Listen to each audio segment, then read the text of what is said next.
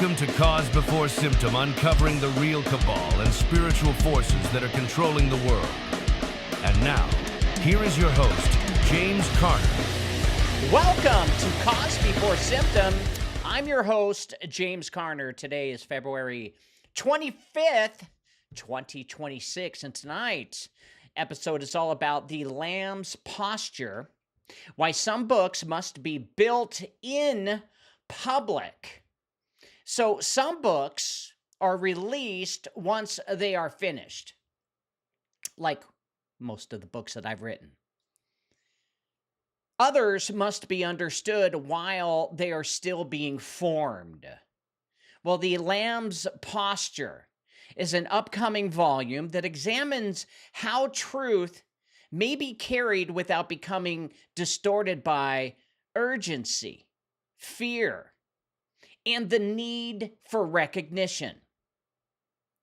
I started this book drawing from Eden, Cain, Babel, Empire, and the Christ hymn of Philippians 2, which the work traces the recurring human impulse to grasp for legitimacy and contrasts it with Jesus Christ's refusal to seize authority prematurely.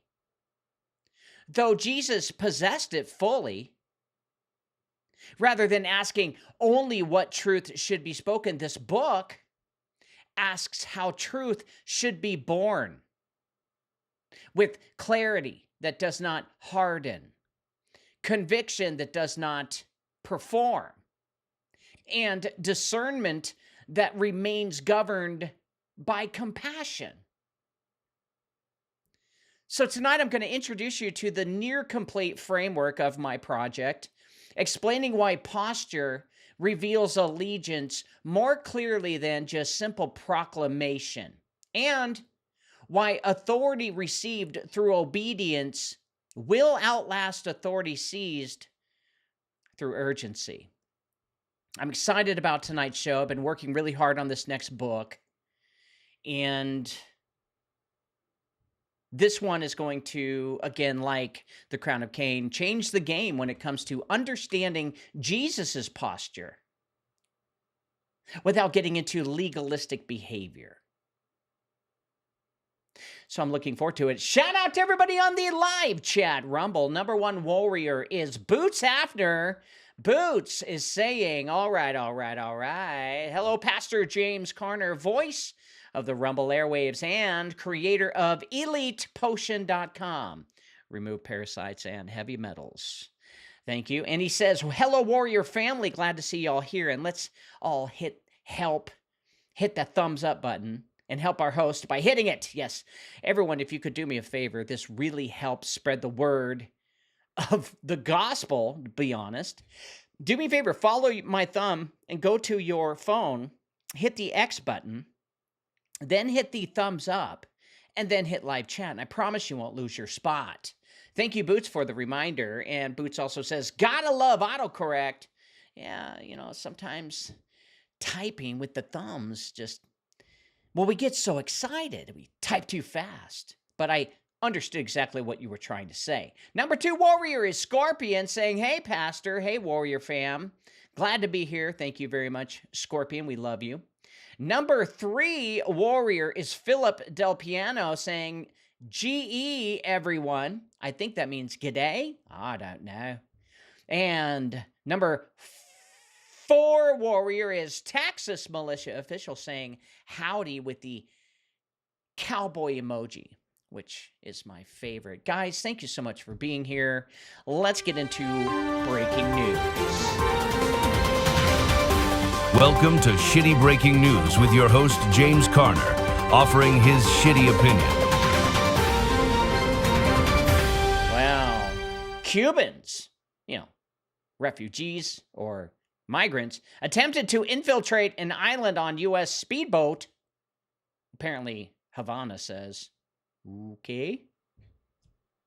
How is that number one news? I have no clue. Donald Trump's State of the Union drew around 28 million viewers across America. Well, we continue to catch you in lies. and you're not a Christian, and you're not doing what God wants you to do, regardless of how much puffed up your ego is.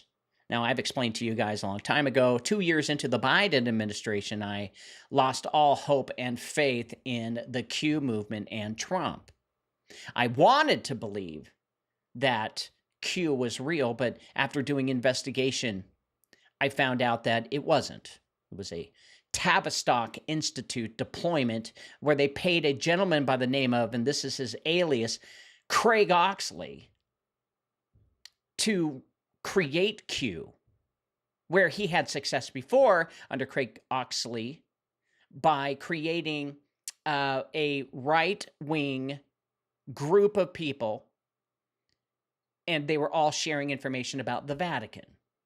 And then he, because he gained a following of a few million, caught the interest of the Orsini, and they paid him, which he used the funds to open up a gym in London.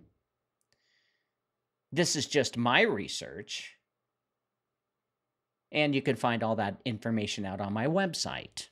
But regardless, I don't believe Q is real. I don't believe that there's a white hat group of ex-generals, ex-CEOs, ex-military personnel that are working tandem with Trump to save the world from the Satanists. Well, believe it or not, God doesn't need Trump, nor does he need the white hats to change any country out there. It's the people that need to repent. The leaders will do what the leaders always do. But if you read the Bible, it shows that it's the people, not the leaders, who repent. And that's the key to this whole thing. Because all throughout every single book we've been studying, it's the people that repented and not the leaders. The leaders won't. But when the people repent, turn away from stealing, killing, destroying, coveting your neighbor, trying to fit in with the Joneses, and just turn back to Jesus, well, the nation changes. The leaders cannot do anything. And the Bible also mentions that God is the one that puts up the leaders. But it's the people who want those leaders, and God gives them what they want. You see, to make change, you don't need to go to the top. You don't need to go to Trump or Biden or Obama or the Bushes or Clinton or anyone that's in a leader position, nor even the Rothschild family or the Orsini or the Lee family or the Aldobranditis or the Massimo or any of the black nobility families or the illuminated families. You don't need to go to them with the bullhorn and shut them down. You just need to turn yourself into a reflection of Jesus Christ. That's true repentance. We're going to find out tonight, too, as I uncover for the first time my new book, which will come out probably later this year. So who cares about Donald Trump's State of the Union? Who cares about his beef with China? Who cares about the blue states and the red states? Who cares about us being divided and conquered by them? Because there's nothing you can do on the protest stage. We've seen it. Nothing happens. Just people get more and more angry and are full of hate. Well, that's a good point. Scorpion says, well, Kanye tried. He did. He tried to tell people, hey, they're all a bunch of lizards and they're dividing us on purpose between left and right. But nobody's going to listen. So if you really want to change the world, it starts with you. And the Bible is all about stories about how 1 to 2 people brought nations back from Satanism. Top House Democrats want Justice Department to explain the missing Trump information Apparently there's some information in there that Trump and the Department of Justice removed before they released it about Trump. Well, hey, that's on him. I didn't go to the island. He did. Trump's atypical Surgeon General pick faces Senate scrutiny. There are some key takeaways. Well, who gives a shit? All right. Why don't you go and hold all of those responsible for Operation Warp Speed and arrest them for giving us a drug that was not tested on human beings. And I saw a report that was released about Johnson & Johnson admitting to blood clots that apparently are formed in certain genetic people. I don't know if it's true or not. I don't have the evidence. I don't have a lab where I can take the shot and dissect it and look for whatever ingredients that were never told to us in the beginning. But I do know one thing. When the government says, here, take this, don't. Or pray about it first. Patel, Kash Patel, ousts the FBI personnel tied to inquiry into Trump's retained classified records. Well, Patel is going to save Trump from the humiliation of being a sicko because Trump picked him. And that's what the people wanted, because Kash Patel was for the people and he was about getting, the truth out there. And then he got into office and then, well, he sure turned into a different person. Well, that's what happens when you're not Christian and you're not fully invested in God. You're going to be swindled, blackmailed, or worse, family of yours would be kidnapped. Because anything that stops the money flow to the central banks, it's going to be dealt with. And we've seen it live while we watch them shoot peacemakers. Vance says, J.D. Vance, says that Minnesota's Medicaid funds halted as part of Trump's new war on fraud. Well, good luck with that. I think there should be investigating the investigators of every investigation that we've ever seen that went, live on television in Congress or Senate, and because it's all bullshit. Nobody ever gets in trouble, Everyone was waiting for Hillary to be arrested. Well, that never happened. Everyone's waiting for Obama to be arrested. That never happened. And then everyone on the left are waiting for Trump to be arrested. Wow. He kind of was. He volunteered to went in, but what happened? Nothing.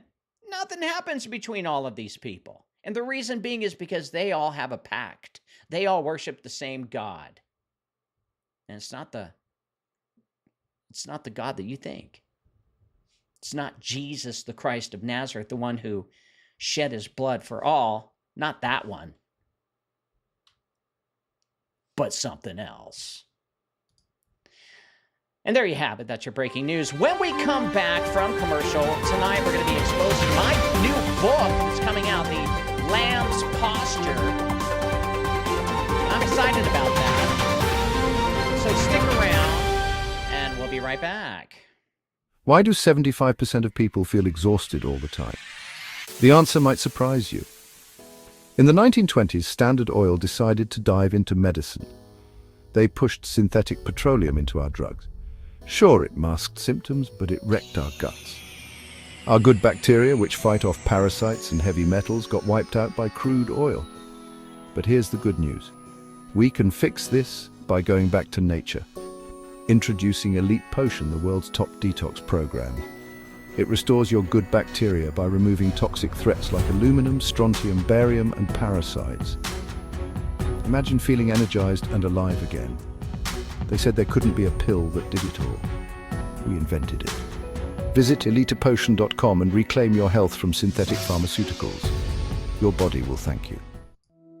Every year, millions of Americans sign a contract they don't even know exists. They think it's just another tax return, but that signature means something far deeper. It starts with that first job at 16. The system takes a piece of her check, then promises to give some back if she signs the return. Every April 15th, the same cycle repeats, not by law, but by belief. The system didn't bind them, their own signature did. Learn the truth at unincorporatedassociations.com. All right, we're back.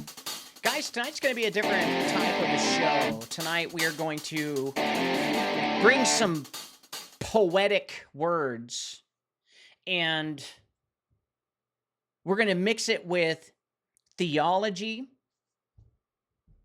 with the posture of Jesus. This isn't going to be your typical show.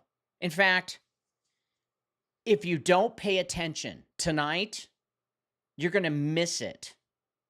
And when I mean pay attention, every word that is said tonight has actual, real meaning behind everything. Because I do believe that this book, and I'm almost finished with the outline of it, and the outline of this book is huge.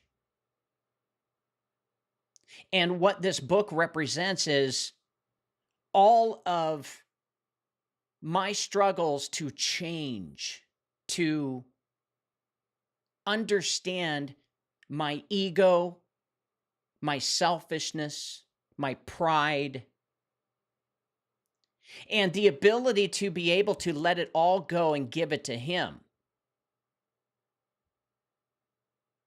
And what you're going to hear tonight,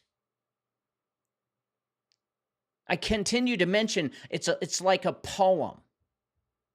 Because what is going to be said tonight is going to resonate throughout your entire spirit and body. Every single word is going to change your life. Now, I'm not being hyperbolic. I'm not over-exaggerating this. We are in a world full of rage and anger and perversion that's beyond anything we could ever have imagined. And yet, in the middle of all of this, there is a posture that we must mirror. And that is of Jesus. Now, it is possible to carry truth in a way that slowly deforms the one who carries it. Now, to see clearly, to discern corruption, which we all literally witness corruption on a daily basis, to discern corruption, to recognize hypocrisy, and yet over time to begin sounding like the very systems being confronted right now, like the Epstein files. Urgency replaces patience. Why? Precision gives way to contempt. Exposure becomes identity. And what began as an act of obedience becomes an act of preservation. Driven by the fear that if something is not said loudly enough, quickly enough, or forcefully enough, it may never be heard at all. Well, to understand what I'm saying, discernment is absolutely necessary right now, as this is going to be one of the most important things you've ever heard in your life tonight. But discernment alone is not safe. I'll explain. Because the same clarity that allows a person to see deception can, if left unguarded, harden the heart that sees it. Naming corruption can become a habit rather than a responsibility. Confrontation can become performance. And over time, the tone of truth can begin to mirror the tone of the system it opposes. Sharp, reactive, eager for recognition before it is dismissed. Many have learned how to identify deception. I, for one, have. I've been teaching you this. And far fewer have learned how to remain tender while doing so. How can you remain tender when you're exposing satanic ritual abuse? Well, it is one thing to expose hypocrisy, like our own government hiding all the people behind the Epstein files. But it is another to do it without becoming cynical. We're talking about posture. It is one thing to name injustice. It is another to do it without quietly losing compassion for those trapped within it. The danger is not always that truth will be silenced. Sometimes the greater danger is that truth will be spoken in a way that reflects fear more than faith. From Eden, the Garden of Eden, forward, humanity has grasped for legitimacy. Adam reached for knowledge outside alignment. Cain reached for recognition when approval was withheld. Babel reached for performance through construction. Empire reached for stability through consolidation. Each attempt sought to secure authority prematurely, to take what could only be received in time. Grasping always feels justified in the moment. It feels necessary. It feels urgent. It whispers that delay equals denial. Well, that obscurity equals insignificance. That waiting will cause the moment to pass. And so authority is seized rather than entrusted. Recognition is demanded rather than received. And influence is constructed rather than allowed to grow in alignment. Well, the Lamb did not grasp. Though he possessed authority, he refused. We're talking about Jesus Christ, the unblemished Lamb. He refused to cling to visible status. He confronted hypocrisy without becoming cynical. He exposed exploitation without enjoying conflict. He was offered kingdoms without the cross and declined the shortcut of premature coronation. He descended when others would have ascended. He waited when others would have seized. He entrusted vindication rather than scrambling to secure it. This is why the Lamb's posture is being written. Not to determine whether truth should be spoken, but to examine how truth is carried by those who speak it. Because posture reveals allegiance long before proclamation does. Tone, which is something we've been learning all throughout the Ethiopian study between that and the King James. Tone reveals trust long before doctrine is analyzed, doesn't it? Reaction reveals fear long before argument is evaluated, because we respond quickly to emotion without sitting back and looking at the big picture. And it is possible to defend truth and still be governed by anxiety. Isn't that what we've been going through for these past few years? Reading the breaking news headlines, which is all about anxiety. Trying to defend truth. It is possible to speak righteousness and still be driven by the need for recognition. It is possible to expose darkness and still be slowly shaped by what it is being exposed. And over time, the one who set out to resist corruption can begin to mirror its urgency, its hostility, its appetite for validation. My book exists to slow that process down. Its outline is still being assembled very carefully because the subject it addresses cannot be rushed without being distorted. To see clearly without becoming sharp requires discipline. To confront without becoming hostile requires restraint. Restraint is something we've been learning so much about this past year. And to endure misunderstanding without scrambling to manage perception requires trust in origin rather than outcome. Authority that must constantly defend itself has already forgotten where it comes from.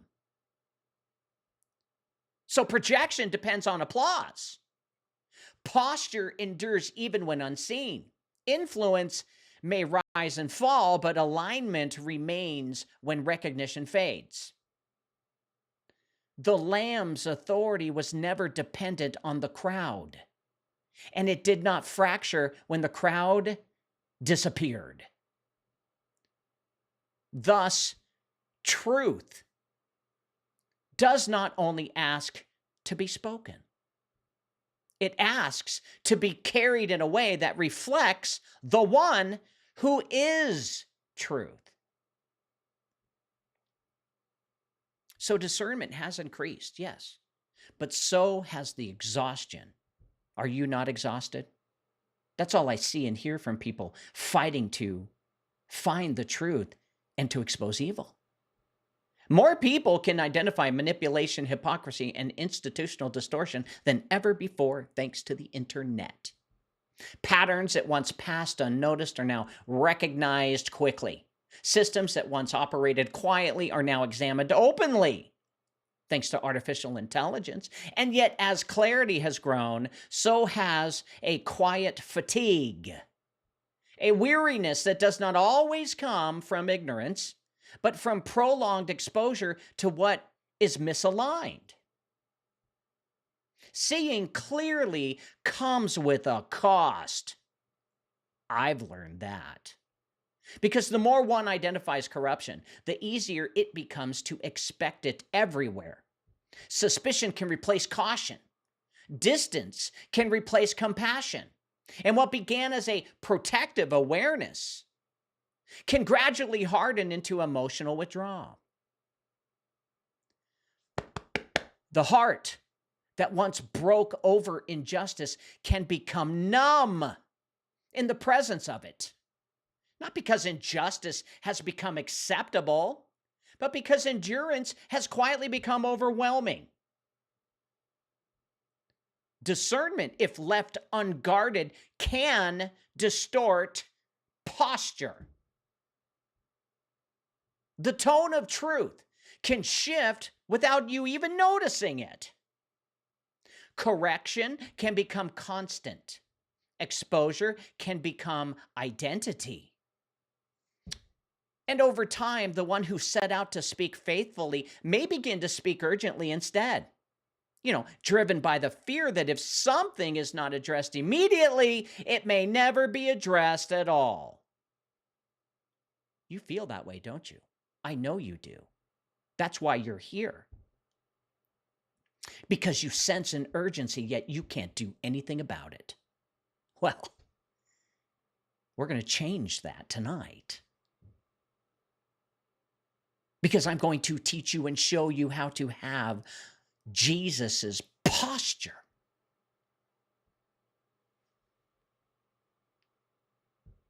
Waiting begins to feel dangerous, doesn't it?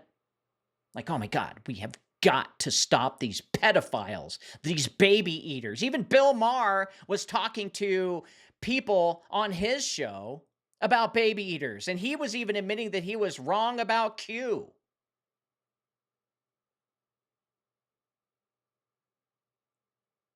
Immediacy. Waiting. We think it's dangerous. Well, we forget who's in control. Well, it's got to be Satan. Satan runs the world. Dude, he has to get permission to screw with you. So silence begins to feel like compromise, doesn't it? And patience begins to feel like surrender, doesn't it? Please tell me you're with me so far. Because again, I cannot express enough how important this message tonight is to the average Christian human being. But urgency is not always obedience. Did you know this? There are moments when truth must be spoken quickly, but there are also moments when truth must be carried quietly. The difference between the two is not always visible externally, but it is revealed internally through posture. Reaction seeks relief. Response seeks alignment. The Lamb saw hypocrisy clearly. Do you? Jesus named it without hesitation. He confronted exploitation directly. He exposed systems that burdened the vulnerable while protecting their own authority. And yet his clarity did not calcify into contempt or contempt. His correction did not become identity. He did not define himself by what he opposed. This distinction is why this book is being written now, and how important it is to the world. Because the risk facing a generation that sees clearly is not always deception. Sometimes it is hardness of the heart. Sometimes it is cynicism disguised as wisdom. Sometimes it is slow adoption of the tone and urgency and hostility of the very systems being resisted. Clarity is necessary, yes, but clarity must remain governed by compassion. You know how I always try to tell you guys to love your neighbor? Truth must be spoken, yes, but it must also be carried in a way that reflects trust rather than bringing fear, which is what I did in the beginning when I started my, whatever you call this, ministry. To name corruption, Orsini's, Lee family, blue states, red states, everybody. To name corruption without becoming consumed by it requires more than just information. It requires posture. And posture is not formed in moments of reaction, but in seasons of alignment that are often unseen. We're so impatient. We live in a McDonald's world where you pull up, you order, pay, and within 2 minutes, you have full food ready to go for consumption. And if they're late by double the time, 4 minutes instead of the 2, you're upset. Now, you may not act like it, and you may be very polite and take your food and drive off. But deep down, you're pissed. Is that the posture of Jesus? And while we're fighting this satanic cabal, truth must be spoken, yes, but it must also be carried in a way that reflects trust rather than fear. To name corruption without becoming consumed by it requires more than just information. It requires your posture. And posture is not formed in moments of reaction, but posture is formed in seasons of alignment that are often unseen. This is why Jesus had to leave to the desert, even though the time that he was there was one of the most urgent times for him to be there. And yet, he had to fast.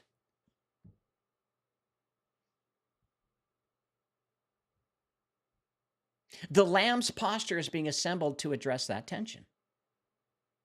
Philip on Live Chat Rumble says, do I have to love my neighbor even though he is a lying thief?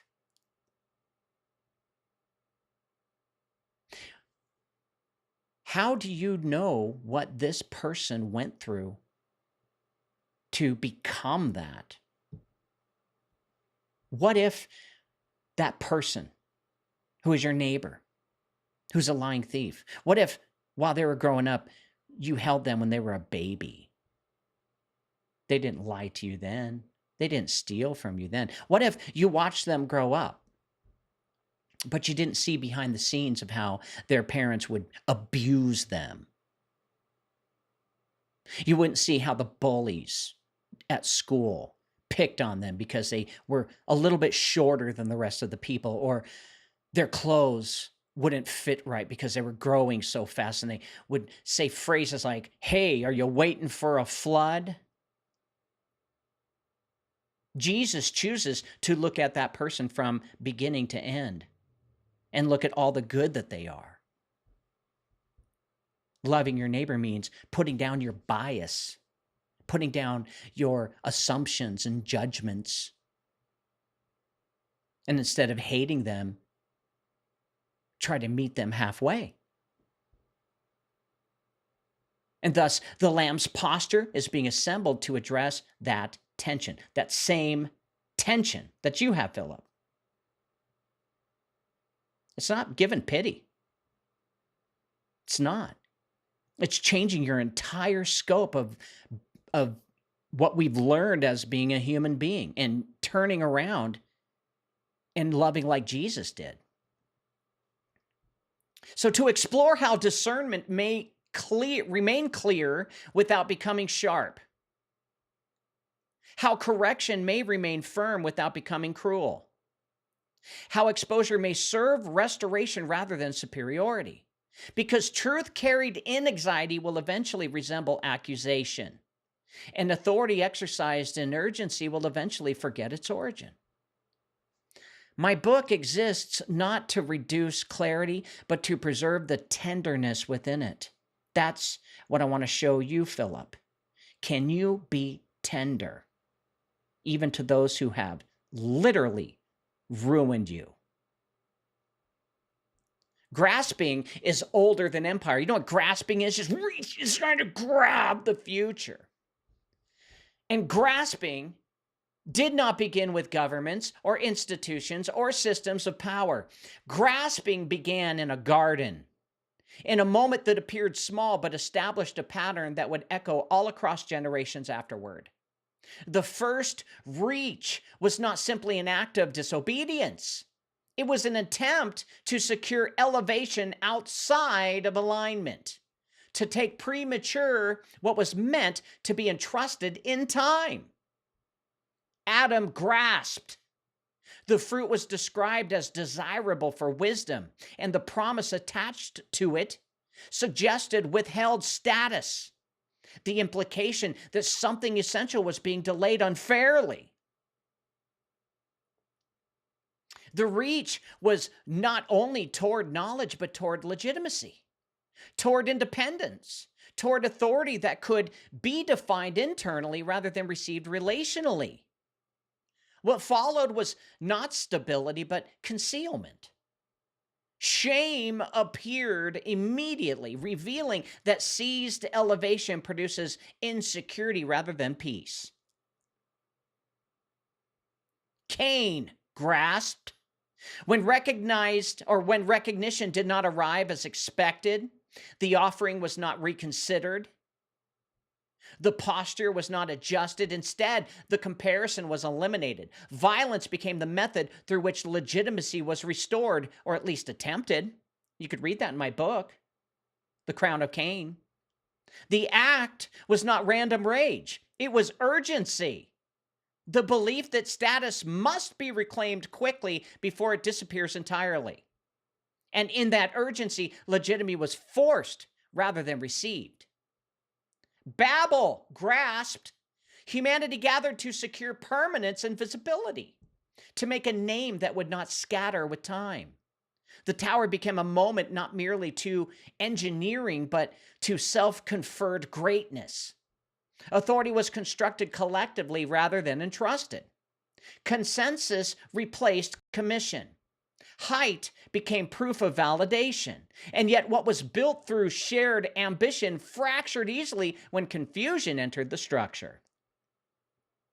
Empires grasp. Expansion, enforcement, spectacle, these became tools for securing permanence at scale. Territory was treated as evidence of legitimacy. Infrastructure projected inevitability. Visibility reinforced belief in invincibility.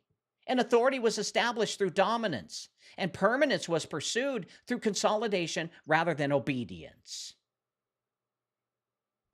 Each grasp felt justified in the moment. Each reach carried the same logic. That waiting was dangerous. That obscurity was unacceptable. That legitimacy must be secured before it is lost. Delay was interrupted as denial.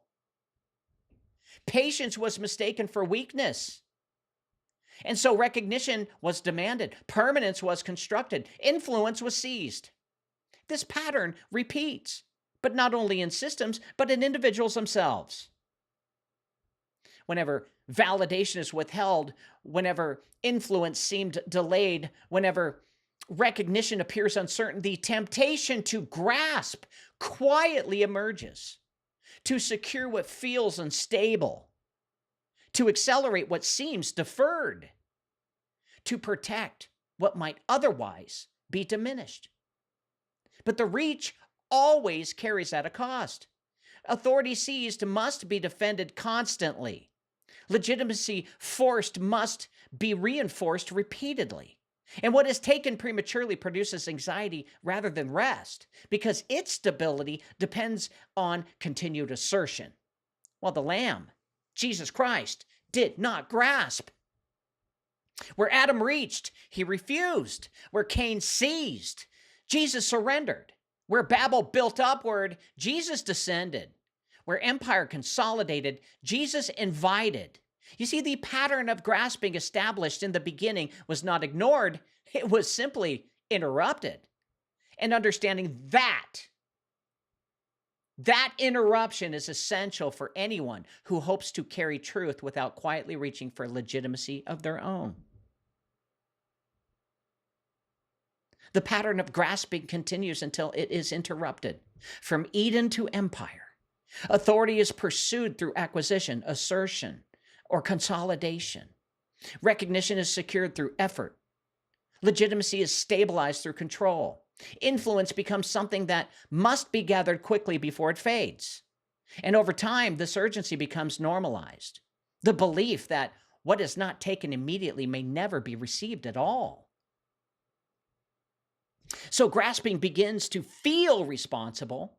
It feels like stewardship to secure what has been entrusted. It feels like wisdom to protect influence before it disappears. It feels like urgency to act before the opportunity passes. You better sign now, sign now, sign now. It's Friday, 4:59. Get that signed now. Well, waiting begins to resemble passivity. Delay begins to resemble denial. And patience begins to resemble weakness. But in Philippians, one of the books that Paul wrote, well, that presents a whole different movement. Jesus Christ, being in the form of God, does not consider equality something to be grasped. The language does not deny his authority. It affirms it. The refusal to grasp is not the result of weakness, but of possession. What is already held does not need to be seized. What is secure does not need to be defended prematurely. Hence, apologetics. This becomes the interpretive center of the Lamb's posture. Authority is not constructed through acquisition either. It is revealed through obedience. Jesus Christ does not deny who he is. He defers the visible manifestation of it. Status is not exploited. Privilege is not leveraged. Power is not performed. Instead, he empties himself, not by losing identity, but by limiting the outward expression of it in trust that what is true cannot be taken. This is descent rather than ascent. Where grasping seeks to rise visibly, relinquishment moves downward deliberately. Incarnation becomes the first movement of that descent. Thus, divinity enters limitation. Visibility is exchanged for obscurity. And authority is expressed through service rather than spectacle. The instinct to rise is resisted in favor of discipline, to remain aligned. Relinquishment does not erase authority either. It protects it, because authority displayed prematurely must be defended continuously. As authority performed before its time invites comparison, competition, and resistance. What is seized becomes fragile because its stability depends on reinforcement. And what is entrusted remains stable because its origin is not public affirmation, but divine commission. So the refusal continues in the wilderness. Offered kingdoms without the cross. Christ declines the shortcut of premature coronation. The temptation is not comfort alone. It is elevation without any obedience, as authority is presented without process. Recognition is offered without suffering. And the refusal is not defensive, it's declarative. Legitimacy will not be secured through compromise, even when compromise appears efficient. So the offer itself reveals the danger here, folks. Authority gained without obedience alters allegiance. Shortcuts shift loyalty from the sender to the outcome. And influence becomes something to preserve rather than something to steward. And once allegiance shifts, posture then follows. So this refusal disrupts the inherited pattern. Where Adam reached for what was promised in time, Jesus Christ waits. Where Cain seized recognition through force, Jesus relinquishes reputation through obedience, because he wouldn't do anything without his Father. Where Babel constructs performance and permanence through height, Jesus accepts obscurity through humility. Where empire consolidates legitimacy through spectacle, Jesus expresses authority through surrender. So the cycle of grasping is broken, not by confrontation, but by trust. Trust that what has been entrusted cannot be revoked by delay. Trust that recognition deferred is not recognition denied. Trust that legitimacy received from the Father does not require visible reinforcement to remain intact. Exaltation follows. The name above every name is given, not taken. It's a free gift. Recognition arrives after obedience, not before it. Authority entrusted by the Father carries stability that seized authority never achieves. What is relinquished in trust is restoring in timing. And this inversion defines the Lamb. Because he does not grasp for legitimacy. He embodies it. And in doing so, he reveals that authority received through obedience will outlast authority secured through urgency. Because what is given in time does not tremble when applause disappears. So there is a difference between possessing authority and clinging to it. One may hold something securely and still behave as though it is slipping away. One may be entrusted with identity and still react as though recognition must be constantly reinforced. Clinging does not always begin with ambition either. Often it begins with fear. The quiet suspicion that what has been given might be diminished if it is not defended. Possession rests, clinging tightens. And when authority is secured in origin, it does not require constant demonstration. It does not need to be displayed to remain valid.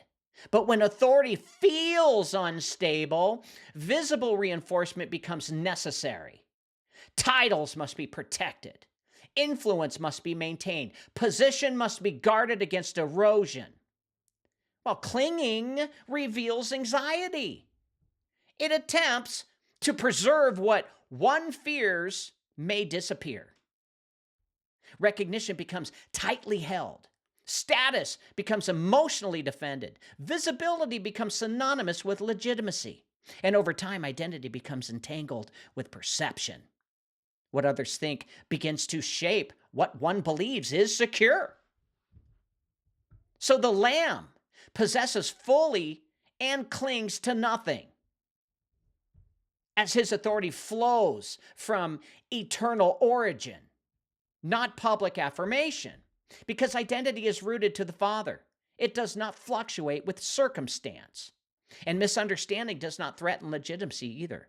Obscurity does not diminish status. Rejection does not revoke commission. So visible status may rise and fall, yeah. Crowds gather and disperse. Approval expands and contracts. Influence increases and decreases with time, but essential identity remains intact regardless of reception. Jesus relinquishes outward markers without surrendering who he is. He releases visibility without forfeiting authority. Clinging confuses appearance with essence, and it assumes that perception determines legitimacy. It assumes that authority can be weakened by delay or diminished by rejection. And in response, it tightens its hold. It speaks more urgently. It reacts more quickly. It defends more frequently. Sounds like the kingdom of hell to me. Well, relinquishment is not passivity, meaning giving everything to Jesus, giving your business. Stop creating business plans. Stop dreaming of the future. Give it all to him, because you have it all now, because you're a child of the Most High. But none of us seem to believe it because we don't know how to stand in that posture because we're angry. And that's exactly where Satan wants you to be, because he can manipulate you easier this way. I'm talking about chosen release, the refusal to defend a position prematurely. It entrusts vindication to the Father rather than attempting to secure it through a reaction. It acknowledges what is true cannot be taken by misunderstanding or erased by delay. We got to rush to get the story out. Get it out, get it out, get it out, or no one's going to, or the world's going to end. God wrote the book and finished it. Of all time, he's the beginning and the end. The book's finished. He knows how it ends. He's not even worried about trying to get the Epstein files released and to get the whole world to see that, well, apparently there sure are a lot of Satanists running things.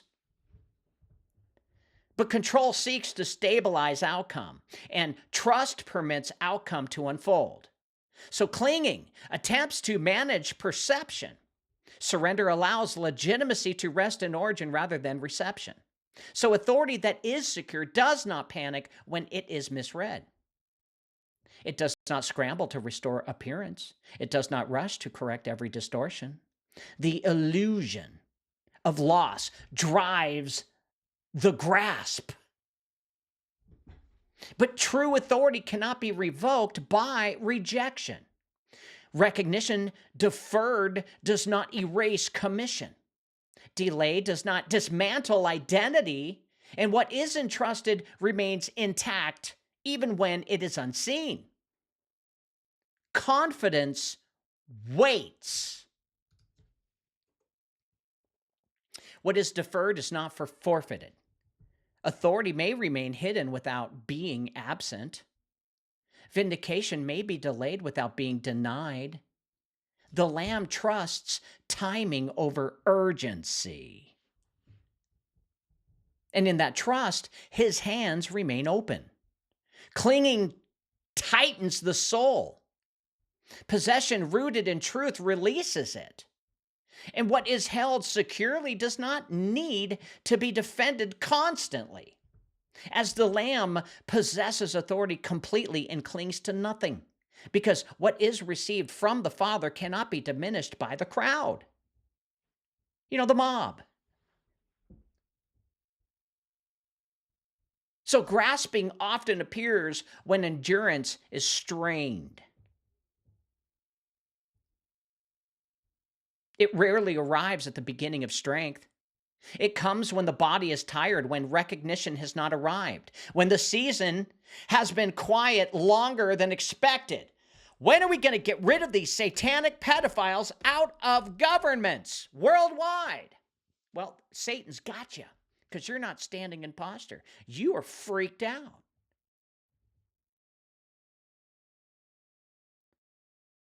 This is by design. Because Satan knows you will react emotionally first before you ever put logic in front.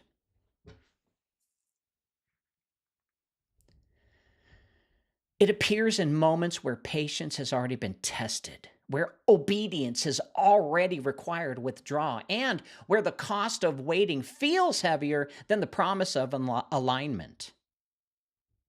Did you know in heaven, nobody's worried or scared or freaking out?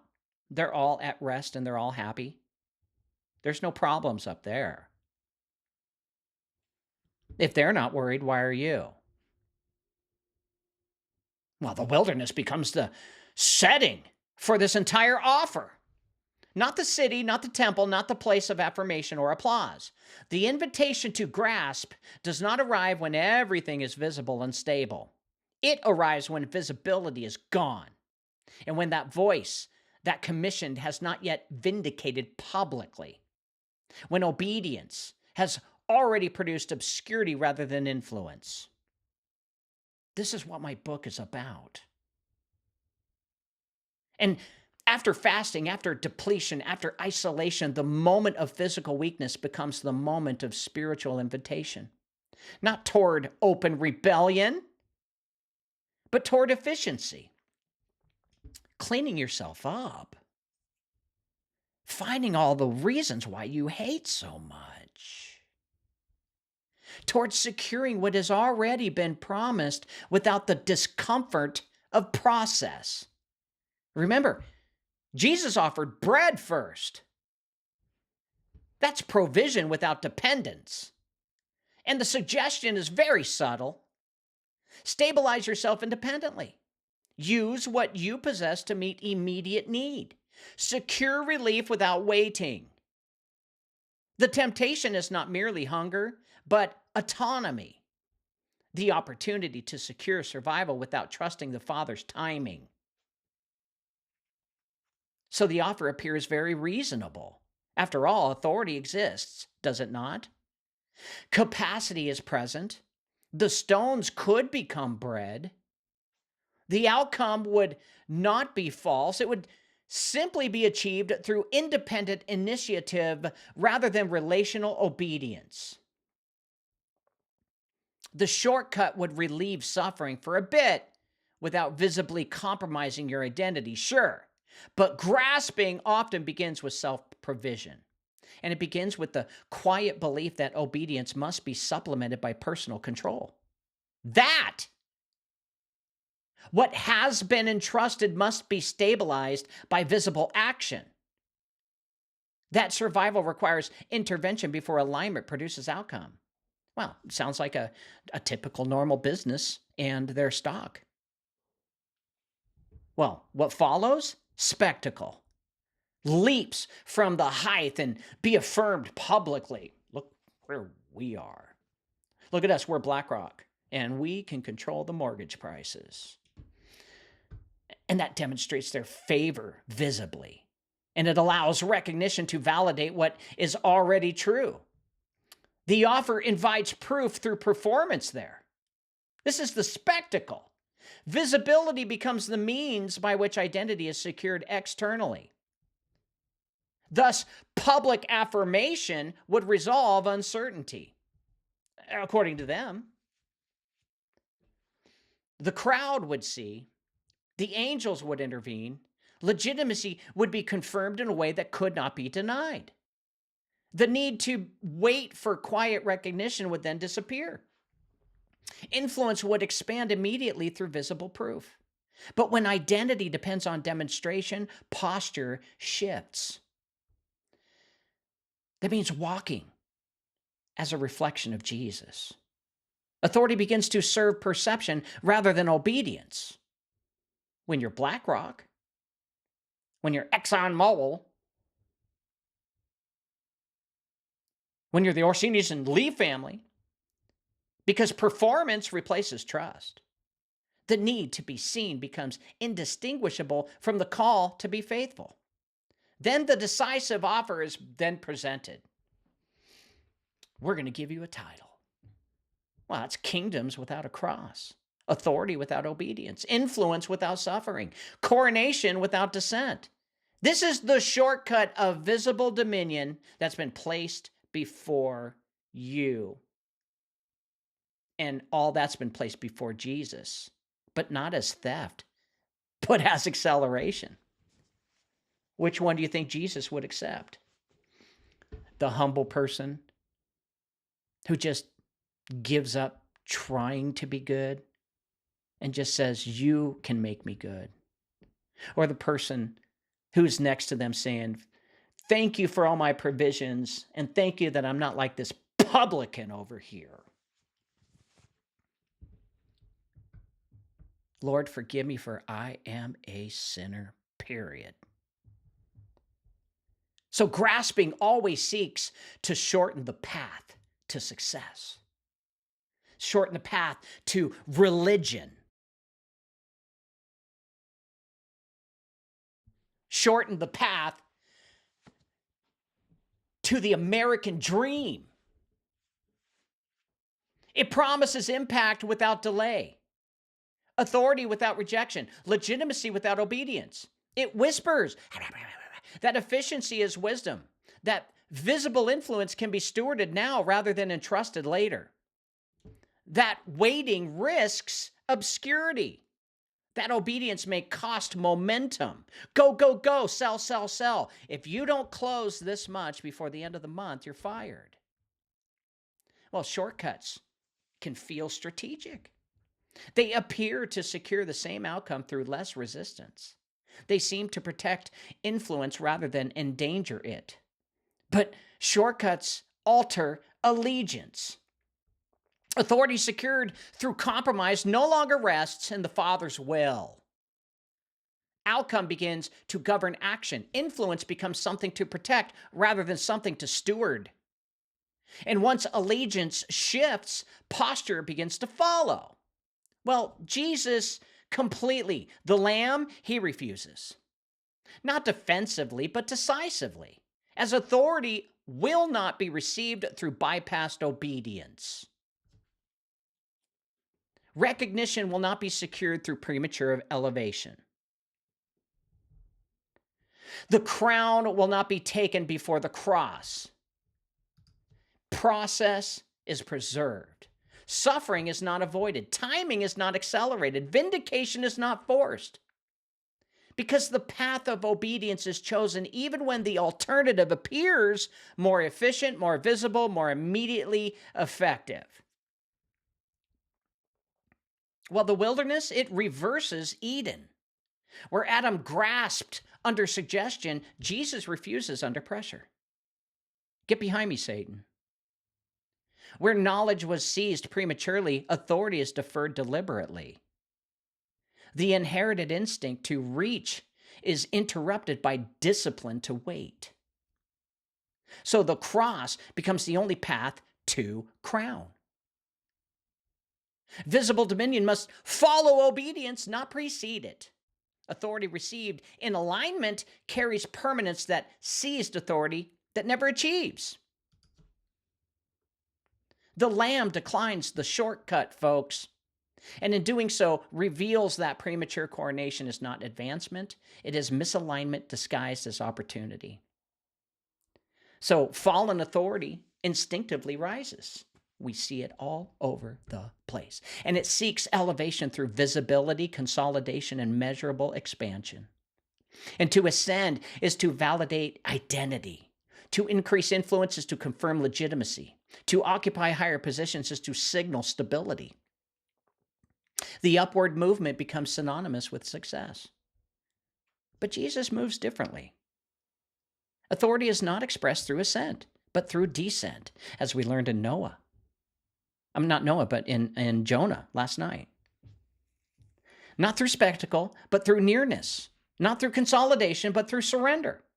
The defining motion of the Lamb's posture is downward, into limitation, into obscurity, into service.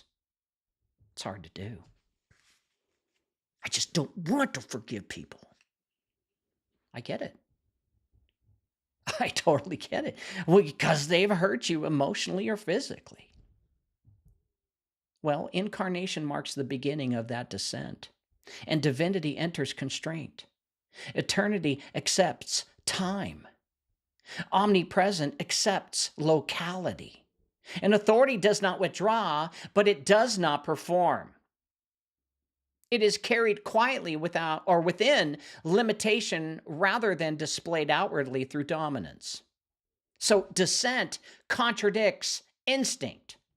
To move downward when one possesses the right to ascend appears irrational. Well, it appears inefficient. It appears weak. Yet humility is not reduction. It is alignment. The Lamb does not lose authority by descending. He expresses it differently. Much of his life unfolds outside visibility, folks. And years pass without public acclaim. Formation occurs in obscurity rather than affirmation. And influence, well, influence is not pursued prematurely.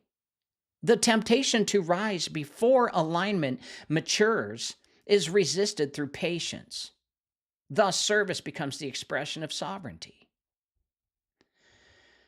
Feet are washed. God washed his children's feet. The marginalized are touched. The overlooked are seen. He ate dinner with Tony Soprano. Authority is exercised through presence rather than distance. Proximity replaces the hierarchy. Compassion replaces consolidation. And the lower place is chosen repeatedly by kingdom of heaven. Socially, symbolically, relationally, the Lamb occupies positions that do not signal dominance. With Jesus, humility becomes posture rather than a tactic. Status anxiety dissolves in the absence of comparison, yet even confrontation reflects dissent. So correction is delivered without theatrical assertion, and truth is spoken without self-exaltation. Authority governs response without elevating self above those being corrected. This is what my book is all about. Because suffering intensifies the downward path. I've suffered. You've suffered. And it's not in vain. Rejection, accusation, betrayal, these deepen the descent. Authority does not reverse course under pressure, because the path of obedience continues even when recognition fades. Vindication is always delayed. Descent requires your patience. Recognition does not arrive immediately because approval is withheld. The process unfolds without visible confirmation. You will run and run and run and run, and you can't outrun God. Yet it demands mastery over impulse, ego, and reaction. That's giving up. The strength required to descend, willingly exceeds the strength required to dominate visibly. Thus, exaltation follows descent. What is lowered in obedience is raised in divine timing, and authority that rises through force must be defended, as authority that descends through humility is secured by origin. So the Lamb's posture, it reveals that true authority does not climb to prove itself. It descends to align itself. And discernment is necessary, but it's not neutral. To see clearly is to recognize the misalignment, the hypocrisy, and distortion when it appears in yourself. It protects the heart from deception and guards the community from subtle corruption. Jesus' posture does not avoid clarity. He names false authority directly. He confronts manipulation when alignment requires it. But clarity carries risk. You're going to be hated. You're going to be alone. Because the act of seeing exposes the one who sees to what is being observed. Repeated exposure to injustice, exploitation, or institutional distortion can slowly reshape the inner life. Suspicion may replace caution. Distance may replace compassion. What began as protective awareness may become emotional withdrawal. Are you monitoring yourself? Are you descending and aligning with God? Because discernment can harden without permission. And the shift is rarely dramatic. You won't even notice it because it begins quietly. A tone becomes sharper. Patience shortens. Explanation becomes correction.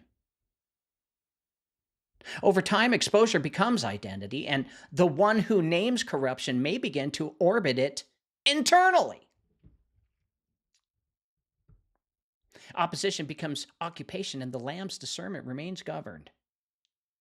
So he names hypocrisy without becoming consumed by it. He confronts error without defining himself by opposition. Because clarity is exercised when necessary, but it is not carried as constant agitation. Exposure remains momentary rather than habitual. And this distinction matters, folks. Because when discernment becomes untethered from love, remember, it's an action, it begins to resemble superiority. The one who sees may begin to view others as blind rather than beloved. Correction may drift towards humiliation rather than restoration. Do you practice all of this stuff when you're online talking to people? Commenting on things that you don't agree with? What are you in the rush for? Trying to change their mind? Why? That's not the posture. Exposure without compassion corrodes, folks. You can spit all kinds of truth, and you can give them all kinds of Freedom of Information Act documentation. It's not going to do crap unless you're aligned with God. Because truth wielded without tenderness wounds rather than heals. The Lamb's corrections are purposeful. They serve alignment rather than ego. Confrontation is directed. It should not be compulsive. And the internet is full of compulsiveness. Gotta get that information out there now. And wait for a response. You hypocrite. The temptation to define identity by opposition is persistent, don't you think? Constant engagement with misalignment can encourage comparison. The focus shifts from obedience to analysis of corruption. Energy is then spent maintaining critique rather than cultivating alignment. Well, Jesus returns to communion. Prayer, solitude, relationship with the Father. Alignment stabilizes clarity here, folks. And without this return, discernment can distort your posture. Reaction may replace your response. Witness differs from obsession, don't you think? Because witness speaks truth and moves forward. Obsession circles endlessly around the same injustice, and the Lamb confronts what must be confronted but does not dwell in perpetual critique. So posture can mirror what it resists. Prolonged exposure to sharp systems can tempt imitation of their own tone. Aggression may appear courageous. Sarcasm may appear insightful. But contempt dehumanizes. Well, compassion regulates clarity here, folks. Even when naming corruption, the Lamb maintains concern for those trapped within it. Let me repeat that. Even when naming corruption, the Lamb maintains concern for those trapped within it. Thus, mercy protects the heart from hardening. Philip. Discernment remains anchored in humility. And cynicism, well, it masquerades as wisdom. You'll think you're just so wise because you are right. And then fatigue will come in and it will appear as maturity. I'm working so hard to expose evil. I'm working so hard to get as many scalps for the Lord as I can. Well, distance comes in and appears as its strength. Yet the Lamb does not withdraw emotionally. He weeps over Jerusalem rather than dismissing it. Tears reveal love still alive. And clear sight, well, it does not eliminate compassion, it deepens it. And to see and to still love requires discipline. You've got to work on it. You have to recognize how horrible you're being to other people. And to confront and still grieve, that requires strength as well, because discernment must illuminate without hardening. So the Lamb sees clearly without becoming sharp. Alignment, folks, not opposition, defines his posture. Confrontation is sometimes necessary, I get it, because love does not ignore corruption. Alignment does not avoid exposure either. The Lamb rebukes religious hypocrisy, overturns exploitation, and names distortion plainly. Silence in the face of misalignment can become participation in it, however, I get it. But correction carries risk, because the act of confronting can quietly become entangled with the need to defend identity. You don't have to defend your identity in Jesus Christ, period. When truth is spoken under pressure, it is easy for tone to shift from restoration to retaliation. Put up a wall. You caught me off guard. I don't know how to respond, so I'm going to punch. Well, the line between purposeful correction and personal reaction can blur without anyone noticing. It's awfully quiet in this church. Well, anger may appear. Jesus does not suppress all forceful response, yet his anger is governed. It's directed toward misalignment rather than toward personal vindication.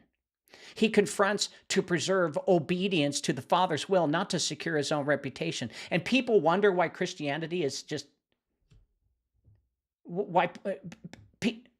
I don't understand why people hate Christianity. This Jesus figure is amazing.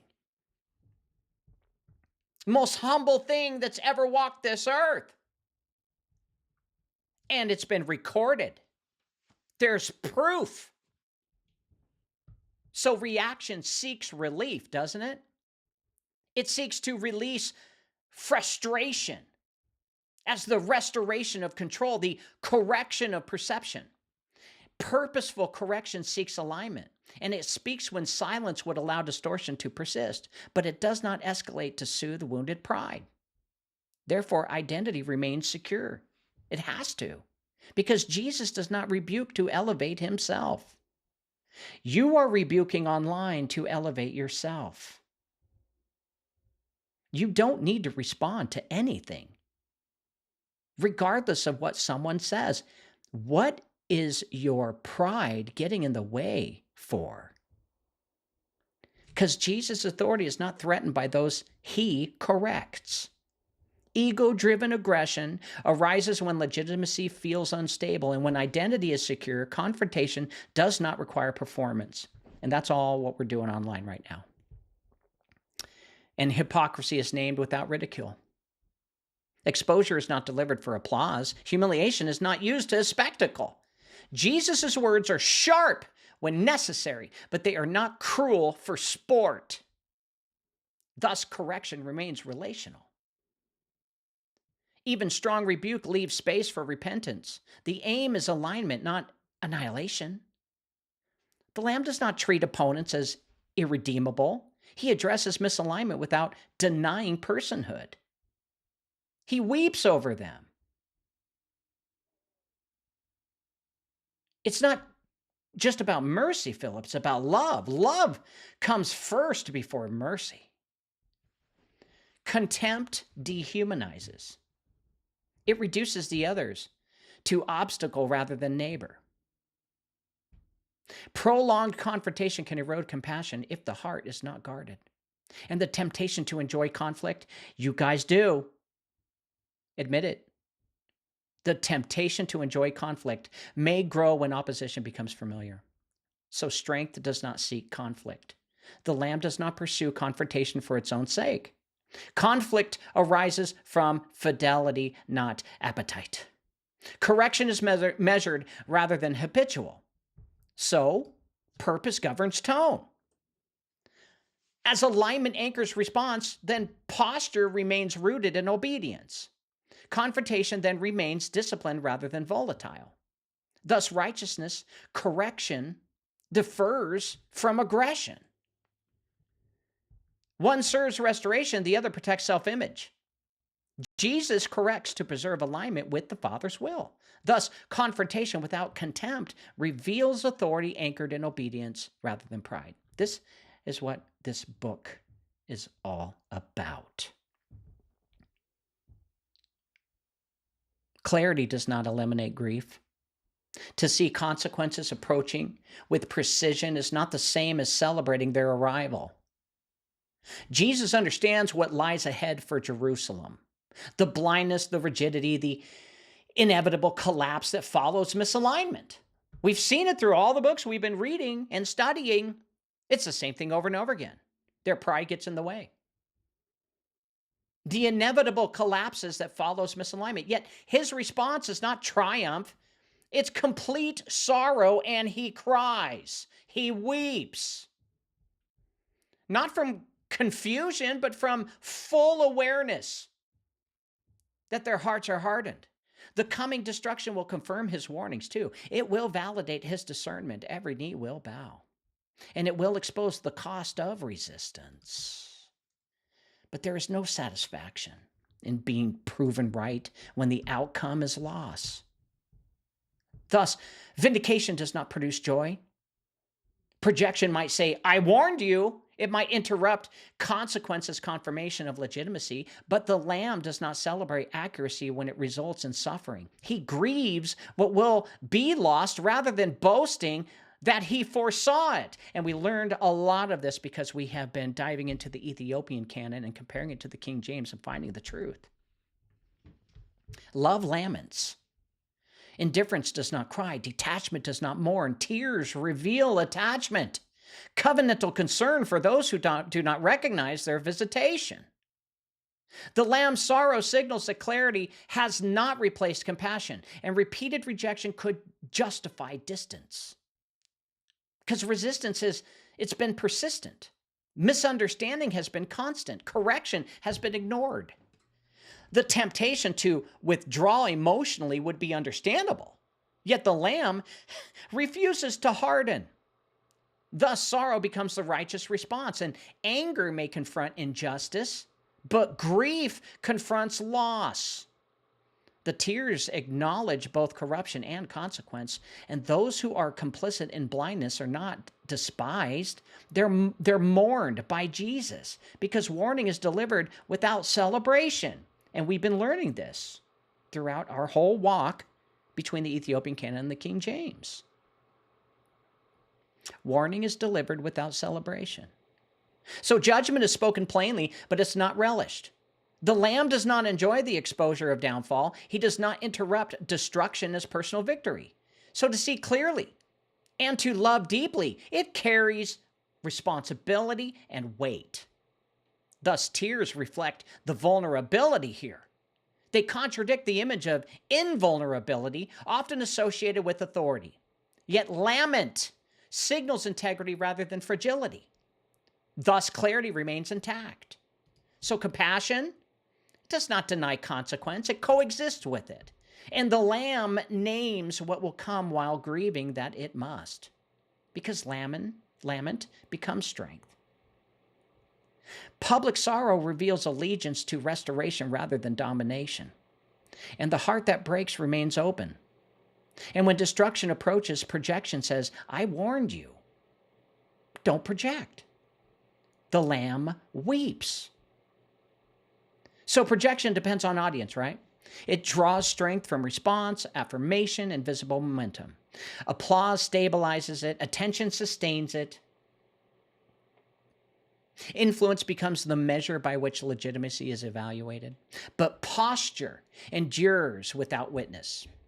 Authority received from heaven does not require constant validation, and it does not fluctuate with approval.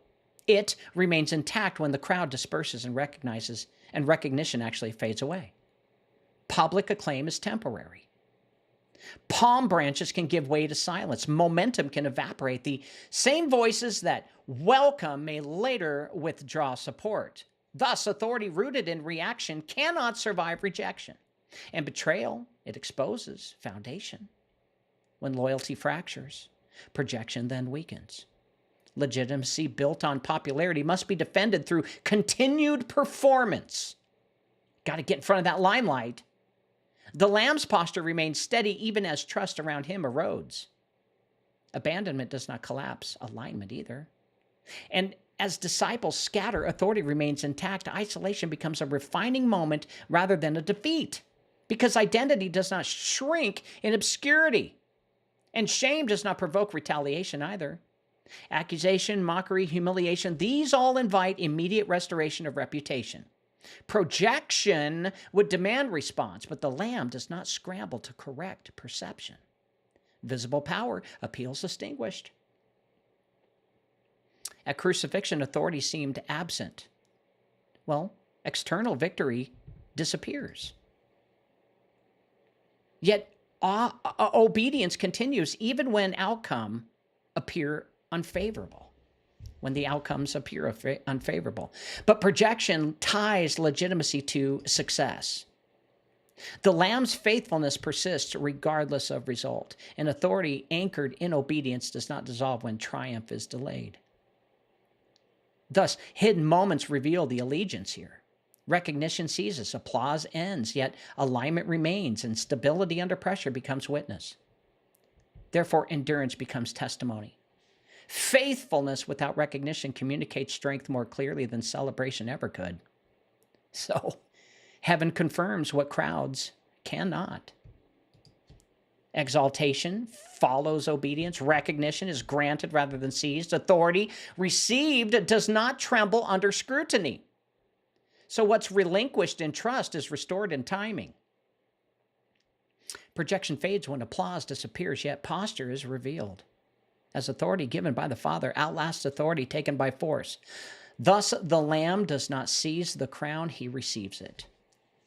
So, to conclude, what is my book about? Let's break it down. This book is about how to tell the truth without becoming angry, bitter, or proud while doing it. Many people today are learning how to see what is wrong in the world. They can see the corruption, they can see hypocrisy, they can see when systems are unfair or when leaders are dishonest. But something dangerous can happen when someone sees these things for a long time. Their hearts get hardened. And they could start speaking the truth in a way that sounds harsh instead of helpful. They can become cynical instead of compassionate. They can feel like they always have to win an argument or prove that they're right, but over time, they may begin to act like the very systems they're trying to stand against. Always reacting, always defensive, always needing to be seen or validated. This book asks a simple question. How do you stand for what is right without becoming cruel? How do you correct what is wrong without losing love for people? How do you speak truth without becoming angry all the time? Well, Jesus showed us a whole different way. Even though he had authority, he did not try to prove it all the time. He did not rush to defend himself when people misunderstood him. He did not try to take power early when it was offered to him. He waited. He trusted God's timing. He told the truth, but he did it without hate. That is called posture. And posture is how you carry yourself when things are hard. It's how you act when you are misunderstood. It's how you respond when you see something wrong. You can be right and still respond in the wrong way. Well, this book is about learning how to be right without becoming mean, proud, or fearful. Because the world teaches us to grab power, does it not? Protect your image, does it not? And speak loudly so we are not ignored. Well, Jesus shows us how to stay calm, patient, and loving, even when facing lies, pressure, and rejection. My new book, The Lamb's Posture, is about learning how to carry truth in a way that still looks like Jesus, and not just in what we say, but in how we say it. Guys, this has been Cause Before Symptom. I'm your host, James Carner. Tune in tomorrow night when God gives me another revelation to tell you guys all about. God bless you, God keep you, and God thank you, and we will see you guys mañana. I will be on TikTok later. We'll see you then. This has been Cause Before Symptom with your host, James Carner. Go to his website, jamescarner.com, and sign up for his newsletter.